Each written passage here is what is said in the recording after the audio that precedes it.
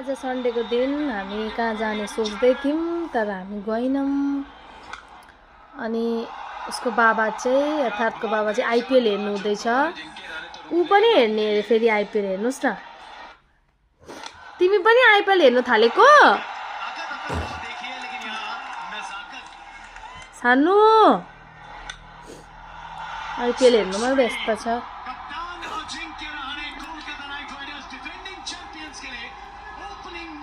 आज हामी कि पार्क जाने हो? जानुपर्छ भन्नु हुँदैछ। हिजो हामी पार्क जाने प्लानिङ गर्दै थियौँ, यता जल्दापाडा पार्क। अब हेरौँ बुढोले लाने हो कि होइन, हेर्दै जाउँ है। सानो सानो बिजी छौ?